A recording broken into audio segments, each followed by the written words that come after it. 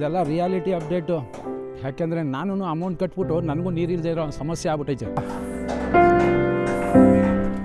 ಈಗ ನಾನು ನಿಂತಿರೋಂಥದ್ದು ಸೀವಿಂಗ್ ಹತ್ರ. ಇಲ್ಲಿದ್ದ ಪರಿಸ್ಥಿತಿನ ನಾವು ನೋಡಿದ್ರೆ ರಕ್ತ ಕುದಿಯುತ್ತೆ. ಯಾಕೆಂದರೆ ಇದು ನಮ್ಮ ಬಡವರ ದುಡ್ಡು, ನಮ್ಮ ಮಧ್ಯಮ ವರ್ಗದ ಬೆನಿಫಿಷರಿಗಳ ದುಡ್ಡು ಇದು. ಈ ಸೀವಿಂಗ್ ಜಾಗಕ್ಕೆ ನಾನು ಹೋದಾಗ ಪೊದೆಗಳು ಎಷ್ಟು ಬೆಳೆದಿತ್ತು ಅಂದರೆ ನನ್ನಷ್ಟು ಎತ್ತರಕ್ಕೆ ಬೆಳೆದಿತ್ತು. ಅದನ್ನು ನೋಡಿದ ತಕ್ಷಣ ನನಗೆ ಭಾಳ ಬೇಜಾರಾಯಿತು. ನೋಡಿ ಯಾವ ಥರ ಇದೆ ನೋಡಿಲ್ಲಪ್ಪ, ನೋಡಿ ಪೊದೆಗಳು ಹೆಂಗೆ ಬೆಳ್ಕೊಂಡವೆ ನೋಡಿ.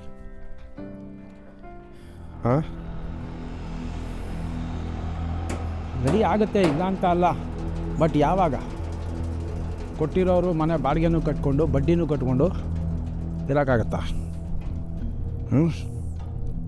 ನಮಸ್ಕಾರ ಸ್ನೇಹಿತರೆ, ಹಾಯ್ ಹಲೋ ನಮಸ್ಕಾರ. ನಿಮ್ಮಿಂದ ನಿಮಗಾಗಿ, ನಿಮಗೋಸ್ಕರ ಸದಾ ನಿಮ್ಮೊಂದಿಗೆ ನಾನು ನಿಮ್ಮ Rahul. Welcome back to DBS. ಡೈರೆಕ್ಟಾಗಿ ವಿಚಾರಕ್ಕೆ ಬಂದ್ಬಿಡೋಣ.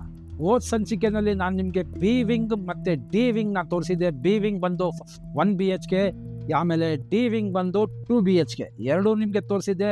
ಈ ಸಂಚಿಕೆಯಲ್ಲಿ ನಾನು ನಿಮಗೆ ಡೈರೆಕ್ಟಾಗಿ ಸಿ ವಿಂಗ್ ಮತ್ತು ಬಿ ವಿಂಗ್ ಬಗ್ಗೆ ತೋರಿಸ್ತೀನಿ. ಸಿ ವಿಂಗು 1 BHK, ಆಮೇಲೆ ಬಿ ವಿಂಗೂ ಸಹ 1 BHK. ಈಗ ನಾನು ನಿಂತಿರೋಂಥದ್ದು ಸಿ ವಿಂಗ್ ಹತ್ರ.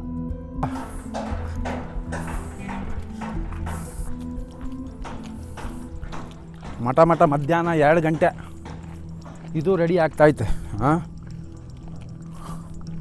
ಇದು ಯಾವಾಗ ರೆಡಿ ಆಗುತ್ತೆ ಗೊತ್ತಿಲ್ಲ. ಡಮಾಲ್ ಡಿಮಿಲ್ ಅಂತ ಏನೋ ಸೌಂಡ್ ಮಾತ್ರ ಬರ್ತಾಯಿದೆ.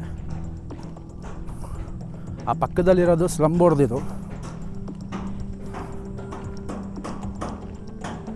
ಇದೆಲ್ಲ ರಿಯಾಲಿಟಿ ಅಪ್ಡೇಟು. ಪ್ರತಿಯೊಂದೂ ನನ್ನ 100 ಸಂಚಿಕೆಯಲ್ಲಿ ಬರುವಂಥದ್ದು. ಒಂದು ಮಿಸ್ ಮಾಡೋಕ್ಕೆ ಹೋಗಬೇಡಿ. ಪೂರ್ತಿ ಹೇಳ್ತಾ ಹೋಗ್ತೀನಿ, ಪೂರ್ತಿ ತಿಳಿಸ್ತೀನಿ. ಯಾಕೆಂದರೆ ನಾನು ಅಮೌಂಟ್ ಕಟ್ಬಿಟ್ಟು ನನಗೂ ನೀರಿಲ್ಲದೆ ಇರೋ ಸಮಸ್ಯೆ ಆಗ್ಬಿಟ್ಟೈತೆ. ನನಗೆ ಕತೆ ಏನು ರೆಡಿ ಮಾಡ್ತಾವ್ರೆ ಗೊತ್ತಿಲ್ಲಪ್ಪ. ನೋಡಿ ಪೊದೆಗಳು ಹೆಂಗೆ ಬೆಳ್ಕೊಂಡವ್ರೆ ನೋಡಿ.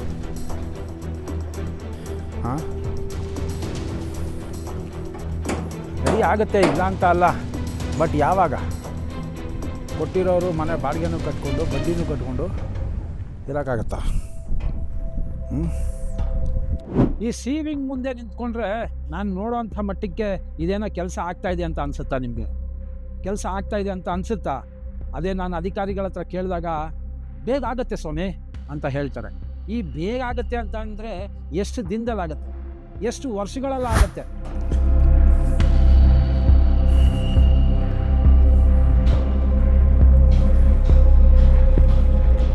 ಏನೋ ಕೆಲಸ ಮಾಡ್ತಾವನೆ, ಏನು ಕೆಲಸ ಮಾಡ್ತಾವ ನೋಡೋಣ.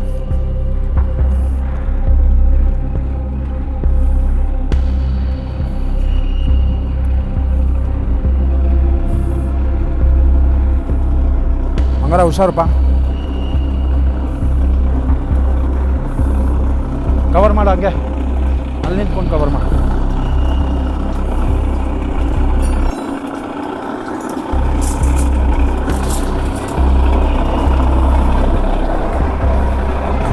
क्या करता है ये? बेंड करता है, बेंड.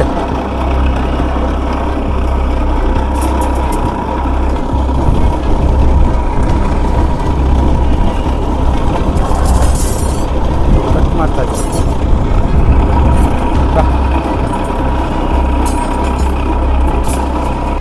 ಒಬ್ಬ ಫಲಾನುಭವಿ ಅಂತ ಅಂದರೆ ಒಬ್ಬ ಬೆನಿಫಿಷರಿ ಪೂರ್ತಿ ದುಡ್ಡು ಕಟ್ಟಿದ್ದಾನೆ, ಪೂರ್ತಿ ಹಣನೂ ಪಾವತಿ ಮಾಡಿದ್ದಾನೆ. ಕೆಲವರು ಲೋನ್ಗಳು ತಗೊಂಡಿದ್ದಾರೆ. 15,000 ಅವನು ಮನೆ ಬಾಡಿಗೆ ಕಟ್ಕೊಂಡು, 15,000 ಗಂಟೆ ಅವನು EMI ಕಟ್ಕೊಂಡು, ಅವನ ತಲೆ ಮೇಲೆ ಈ ಒಂದು ಹಣದ ಹೊರೆನ ಹಾಕ್ಕೊಂಡು ಅವನು ತನ್ನ ಜೀವನನ ಸಾಗಿಸ್ತಾ ಇದ್ದಾನೆ. ಗುಡ್.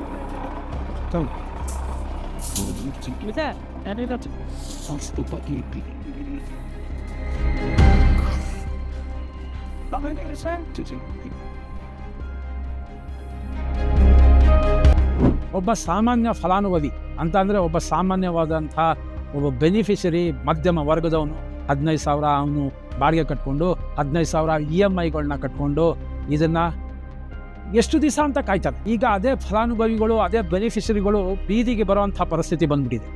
ನಮ್ಮಂಥ ಮಿಡಲ್ ಕ್ಲಾಸ್ ಫ್ಯಾಮಿಲಿ ಬೆನಿಫಿಷರಿಗಳಿಗೆ ಕಣ್ಣೀರಿನ ಬೆಲೆನೇ ಇಲ್ವಾ? ಅವರು ಪಡುವಂಥ ಶ್ರಮಕ್ಕೆ ಬೆಲೆನೇ ಇಲ್ವಾ?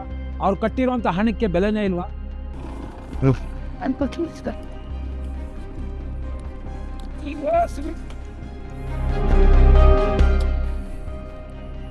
ತುಕ್ಕು ಹಿಡ್ದಿರೋದು ಐತೆ ನೋಡಿ, ಇಲ್ಲಿ ತುಕ್ಕು ಹಿಡ್ದಿರೋದು ಐತೆ.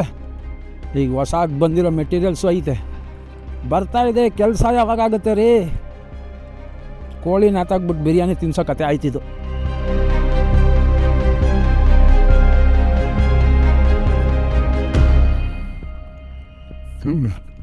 ಇದು ರಿಯಾಲಿಟಿ ಚೆಕ್. ಇದು ಏನಿಂದ ಸ್ವಲ್ಪ ಮುಂದೆ ಹೋಗಿದ ತಕ್ಷಣವೇ ಅಲ್ಲಿ ಕಾಮಗಾರಿ ಕೆಲಸ ಮಾಡ್ತಾ ಇರೋಂಥ ಒಂದು ಲೇಬರ್ಗಳ ಹತ್ರ ನಾನು ಹೋಗಿ ಅವ್ರ ಕಷ್ಟ ಸುಖ ವಿಚಾರಿಸ್ಕೊಂಡು ಅವರು ಕೆಲಸ ಮಾಡೋಂಥ ರೀತಿ ನೀತಿ, ಅಲ್ಲಿ ನಡೀತಾ ಇರೋಂಥ ಶೈಲಿನಲ್ಲಿ ನಾನು ನೋಡಿದಾಗ ಇದು ಯಾಕೋ ಇದು ಕೆಲಸ ಇವಾಗಲೇ ಆಗೋ ಮಟ್ಟ ಕಾಣೆ.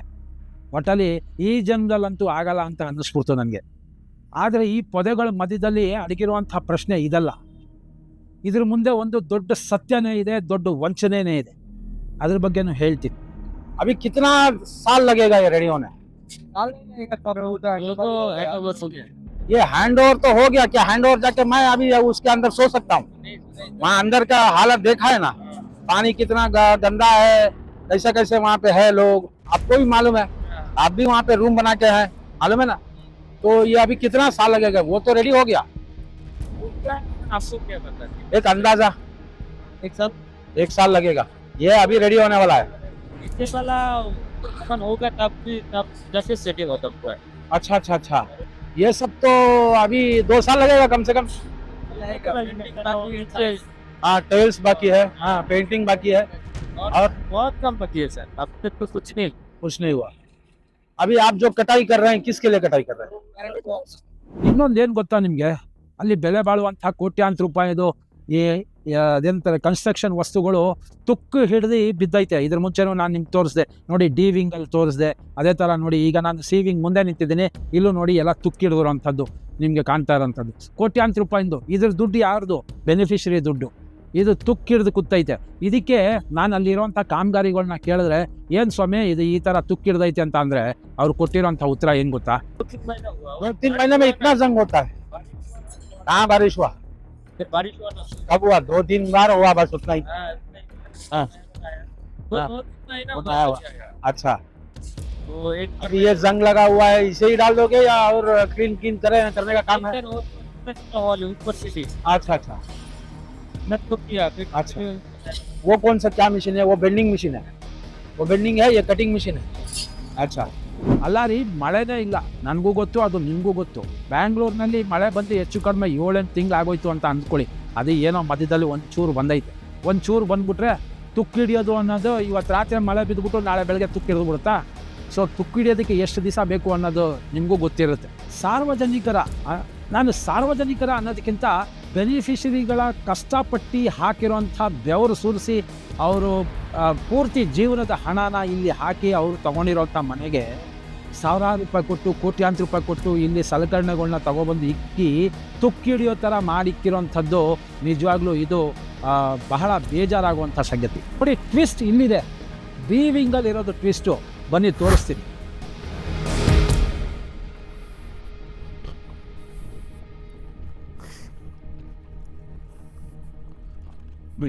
ಇದು ನಾ ಬಿ ವಿಂಗ್ದು ರೆಡಿ ಆಗ್ತಾನೆ ಐತೆ.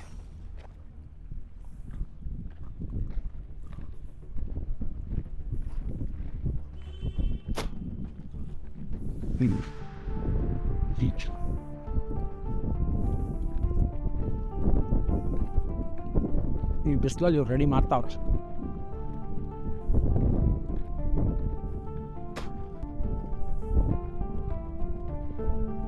कन्नड़ा हिंदी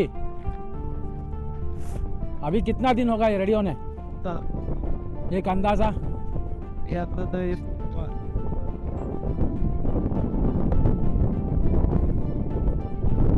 हो जाएगा 1-2 महीने के अंदर. पानी की तो व्यवस्था हो चुका है, लेकिन ये सब कब होगा?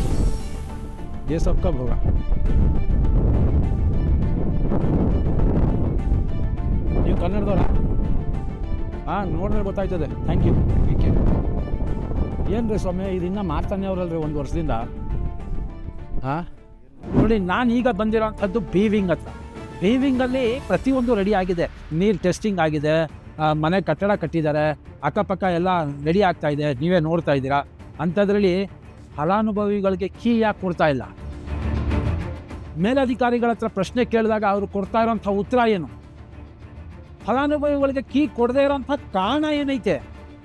ಅಲ್ಲ ರೀ, ಕಂಚನ್ಪುರದಲ್ಲಿ ಎಷ್ಟೋ ಜನ ಪೂರ್ತಿ ಕಾಸು ಕಟ್ಬಿಟ್ಟು ಅವರು ಈಗ EMI ಮೀನ್ಸ್ ಲೋನ್ ಮೇಲ ಅಂತ ನೀವು ಮಾಡ್ತಿರಲ್ಲ, ಲೋನ್ ಮೇಲ ತಗೊಂಡು ಲೋನ್ ಪೂರ್ತಿ ಅಮೌಂಟ್ನ ಕಟ್ಟಿ 6, 7, 8, 9 ತಿಂಗಳಾಗೋಯ್ತು. 10ನೇ ತಿಂಗಳು ನಡೀತಾ ಇದೆ. ಇನ್ನೇನು ಸ್ವಲ್ಪ ದಿವಸ ಆದರೆ 9ನೇ ತಿಂಗಳು ಬಂದ್ಬಿಡುತ್ತೆ. 11ನೇ ತಿಂಗಳು ಬಂದ್ಬಿಡುತ್ತೆ. ಹೆಚ್ಚು ಕಡಿಮೆ 1 ವರ್ಷ ಆಯಿತು. 1 ವರ್ಷ ಗಂಟ ಅವರು EMIನ ಕಟ್ಬಿಟ್ಟು ಅವ್ರಿಗೆ ಮನೆಯೇ ಕೊಟ್ಟಿಲ್ಲ ಅಂದರೆ ಯೋಚನೆ ಮಾಡಿ ಯಾವ ಥರ ಇರುತ್ತೆ. ಸರಿ ಸ್ವಾಮಿ, ನೀವು ಮಾಡ್ತಾ ಇರೋದು ಸ್ವಲ್ಪ ಡಿಲೇ ಆಗ್ತಾ ಇದೆ, ಇಲ್ಲ ಅಂತ ಹೇಳ್ತಾ ಇಲ್ಲ. ಎಲ್ಲ ವಿಚಾರಗಳಲ್ಲೂ ನೀವು ಅತ್ಯುತ್ತಮವಾದಂಥ ಸಲಕರಣೆಗಳನ್ನ ಉಪಯೋಗಿಸ್ಕೊಂಡು ರೆಡಿ ಮಾಡ್ತಾ ಇದ್ದೀರಿ, ಇಲ್ಲ ಅಂತಲೂ ಹೇಳಲ್ಲ. ಆದರೆ ರೋಡ್ಗಳಲ್ಲಿ ಸ್ವಾಮಿ, ರೋಡ್ಗಳು ನೋಡಿ, ರೋಡ್ಗಳ ಪರಿಸ್ಥಿತಿ ನೋಡಿ. ಬ್ಯೂಟಿಫುಲ್ ರೋಡ್ ಆಫ್ ಕೆಂಚನಪುರ ಹೆಂಗಿದೆ ನೋಡಿ ರೋಡ್. Beautiful road. ಸರಿ, ರೋಡ್ಗಳ ಪರಿಸ್ಥಿತಿ ಇರಲಿ. ಅಲ್ಲಿ ನೋಡಿದ್ರೆ ಡಿ-ವಿಂಗ್ ಹತ್ರ ಹಂಗೆ ಬಿದ್ದೈತೆ, ಸಿ-ವಿಂಗ್ ನೋಡಿದ್ರೆ ಹಿಂಗೈತೆ, ಬಿ-ವಿಂಗ್ ನೋಡಿದ್ರೆ ಓದ್ಸತಿನೇ ನಾನು ತೋರಿಸಿದ್ದೀನಿ. ಈಗ ಎ-ವಿಂಗ್ನ ನಾನು ಓದ್ಸತಿನೇ ತೋರಿಸಿದ್ದೀನಿ. ಈಗ ಬಿ-ವಿಂಗ್ ರೆಡಿ ಆಗಿದ್ದು ಇನ್ನೂ ಟೆಸ್ಟಿಂಗ್ ಮಾಡ್ತಾಯಿದ್ದೀವಿ. ಇನ್ನೇನು ನಾವು ಕೊಟ್ಬಿಡ್ತೀವಿ, ಮೇಲಧಿಕಾರಿಗಳು ಇನ್ನೇನು ಹೇಳ್ತಾರೆ ಆವಾಗ ಕೊಡ್ತೀವಿ ಅಂತ ಹೇಳ್ತಾ ಇದ್ದಾರೆ. ಯಾವಾಗ ರೆಡಿ ಆಗುತ್ತೆ ಸರ್ ಇದು? ಇಲ್ಲ, ನೀವು ಇಲ್ಲಿ ಇರೋರೇನಾ? ನೀವು ಇಲ್ಲಿರೋರೆ? ರೆಡಿ ಆಗಿದೆ. ಅಲ್ಲ, ಇನ್ನೂ ಪೊಸೆಷನ್ ಕೊಡ್ತೀನಿ, ಪೊಸೆಷನ್ ಲೆಟ್ರ್ ಸಿಕ್ಕೈತೆ, ಅಮೌಂಟ್ ಫುಲ್ ಕಟ್ಟೈತೆ. ಇನ್ನೊಬ್ಬರು ಮೊಹಮ್ಮದ್ ಬಾಷಾ ಅಂತ ಇದ್ದಾರೆ ಪಾಪ, ಅವರು ನಮ್ಮ ಜೊತೆನೇ ಕಟ್ಬಿಟ್ರು. ನೀರು ಇವಾಗ ಬಂದಿರೋದಂತೆ. ಭಾನುವಾರ ಬಂದು ಫೋಟೋ ಇಟ್ಕೊಂಡು ಹೋಗಿದ್ದಾರೆ, ನನಗೆ ವೀಡಿಯೋ ಕಳಿಸಿದ್ದಾರೆ. ಭಾನುವಾರ ಬಂತು ಸರ್. 90% ಜಸ್ಟ್ ಒಂದು తెలుగు వాళ్ళ మీరు? ನೀವು కన్నడ మాట్లాడే రీతి తెలుగు వాళ్ళేనా? ఆంధ్ర వాళ్ళ? ఇప్పుడు ఎప్పుడు దొరుకుతుంది మాకు? పొసెషన్ లెటర్ అయిపోయింది, కీ దొరకాలి కదా. అదైన తర్వాత వాట్ ఈస్ దట్, ಈ ಬಲಗಡೆ ಈ ಮನೆ ಇದೆ, ಎಡಗಡೆ ಆ ಮನೆ ಇದೆ, ಮುಂದ್ಗಡೆ ಅದು, ಅಲ್ಲೂ ಚೆಕ್ ಬಂದಿ ಅಂತ ಹೇಳ್ತೀವಲ್ಲ, ಅಲ್ಲೂ ತಪ್ಪು ಮಾಡಿದ್ದಾರೆ.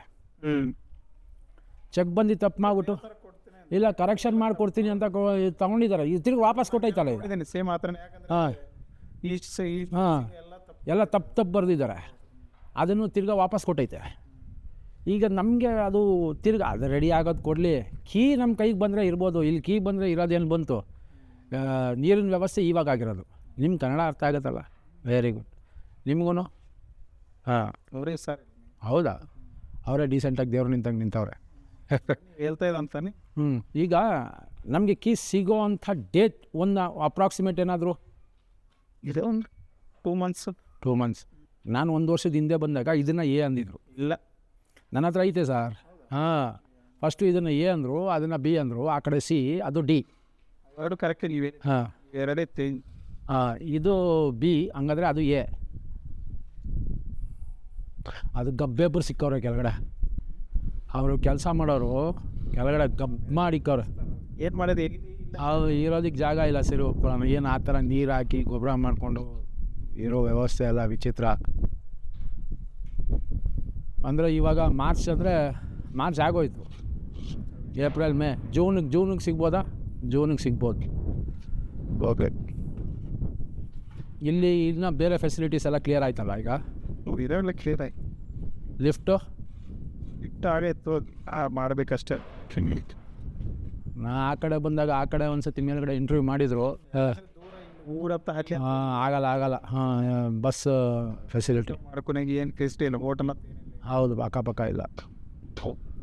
Thank you. ನೇರವಾಗಿ ಅಲ್ಲಿರುವಂಥ ಇಂಜಿನಿಯರ್ಗಳ ಹತ್ರ ನಾನು ಮಾತಾಡಿದೆ. ಅವರು ಏನು ಸ್ವಾಮಿ ಕ್ಯಾಮ್ರಾ ಹಾಕ್ಕೊಂಡಿದ್ದೀರಿ ಅಂತ. ಇಲ್ಲ ಸ್ವಾಮಿ, ನಾನು ಆಫ್ ಮಾಡಿದ್ದೀನಿ ಅಂತ. ಆದರೂ ಅವ್ರ ಹತ್ರ ಪ್ರಶ್ನೆಗಳನ್ನ ಕೇಳಿದಾಗ ಅವ್ರು ಹೇಳಿದ್ರು, ಹೌದು ಸ್ವಾಮಿ, ಎಲ್ಲ ರೆಡಿ ಆಗೋಗಿದೆ, ನಮ್ಮ ಕಡೆಯಿಂದ ಎಲ್ಲ ರೆಡಿ ಆಗಿದೆ, ಮೇಲಧಿಕಾರಿಗಳಿಂದ ಇನ್ನೂ ನಮಗೆ ಯಾವುದೇ ಥರದ ಒಂದು ಆದೇಶ ಬಂದಿಲ್ಲ ಅಂತ ಹೇಳ್ತಾರೆ. ಇದು ಯಾರ ಮೇಲೆ ಹಾಕ್ತಾ ಇದ್ದಾರೆ? ಯಾಕೆ ಹಾಕ್ತಾ ಇದ್ದಾರೆ? ಯಾರು ಹೆಂಗಾದರೂ ಹಾಕ್ಕೊಳ್ಳಿರಿ ಸ್ವಾಮಿ, ಬೆನಿಫಿಷರಿಗಳಿಗೆ ಕೀ ಯಾಕೆ ಕೊಡ್ತಾ ಇಲ್ಲ? ಅಧಿಕಾರಿಗಳ ಬೇಜವಾಬ್ದಾರಿಗಳ ಉತ್ತರ, ಅಲ್ಲಿರೋಂಥ ಸೈಟ್ ಇಂಜಿನಿಯರ್ಗಳ ಕೊಟ್ಟಿರೋಂಥ ಉತ್ತರ ಎಲ್ಲ ತಿಳಿದ ಮೇಲೆ ಮೆಲ್ಲಿಗೆ ನಾನೇನು ಮಾಡಿದೆ, ಅಲ್ಲಿರೋಂಥ ಸೈಟ್ ಇಂಜಿನಿಯರ್ ಆಫೀಸ್ ಒಳಗಡೆಗೆ ಹೋದೆ. ಅಲ್ಲಿ ನಡೆದಿದ್ದು ಏನು ಗೊತ್ತಾ? ನಾನು ಹೋದ ಸತಿನೂ ಹೇಳಿದ್ದೆ ನಿಮಗೆ ತೋರಿಸ್ತೀನಿ ಅಂತ. ಈ ಸಂಚಿಕೆ ಪೂರ್ತಿ ನಾನು ನಿಮಗೆ ಇದನ್ನು ತೋರಿಸಿದ್ದೀನಿ. ಮುಂದಿನ ಸಂಚಿಕೆನಲ್ಲಿ ನಾನು ಮಿಸ್ ಮಾಡಲ್ಲ. ಒಳಗಡೆ ಏನು ನಡೀತು ಪ್ರತಿಯೊಂದು ನಿಮಗೆ ಗೊತ್ತಾಗುತ್ತೆ. ಅಲ್ಲ ರೀ, ಇವ್ರಿಗೆ ಒಳಗಡೆ ಹೋಗ್ಬಿಟ್ಟು ಕುತ್ಕೊಂಡು ಕೆಲಸ ಮಾಡೋದಕ್ಕೆ ಹಕ್ಕಿ ಯಾರಿಗೆ ಕೊಟ್ಟವರು? ಸೈಟ್ ಇಂಜಿನಿಯರ್ ಆಫೀಸ್ ಒಳಗಡೆ ಯಾರೋ ಬೇರೆಯವ್ರು ಬಂದು ಕುತ್ಕೊಂಡು ನಾವು ಬೇರೆ ಆಫೀಸಿಂದ ಬಂದಿದ್ದೀವಿ ಅಂತ ಹೇಳ್ತಾರೆ. ಅಲ್ಲೇನಾದರೂ ಹೆಚ್ಚು ಕಡಿಮೆ ಸಣ್ಣ ಪುಟ್ಟ ವಸ್ತುಗಳು ಕಳ್ತನ ಆದರೆ ಅದಕ್ಕೆ ಕಾರಣ ಯಾರು?